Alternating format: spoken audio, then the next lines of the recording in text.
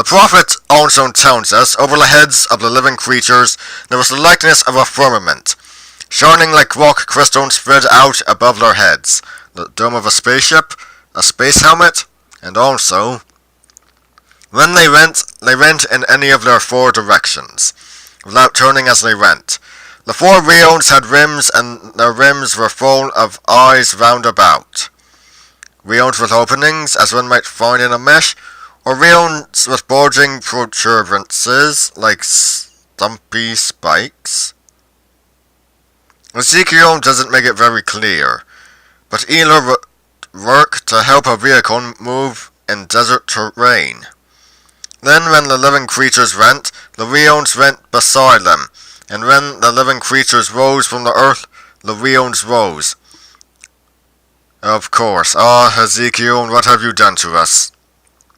These visitors from outer space went too far from time to time.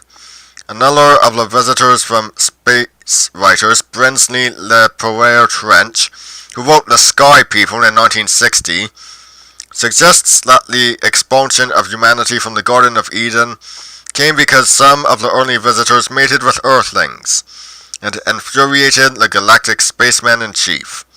He points to Genesis 6, 1-2 as his basis for this belief.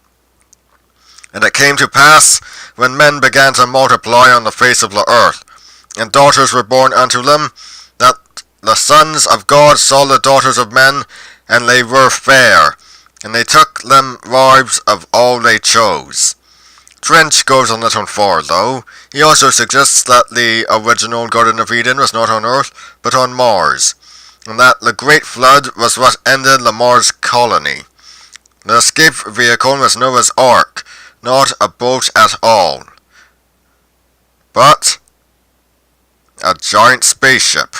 Von Daniken also likes to think of the biblical God and his angels as being intemperate space visitors, capable of losing mortal tempers and raining super-technological death from the skies. He points to the catastrophe of Sodom and Gomorrah as evidence.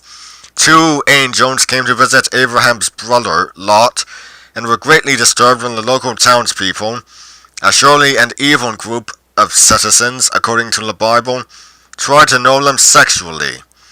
The angel struck the offenders blind and told Lot to gather up his family and get out of town, as it was to be destroyed.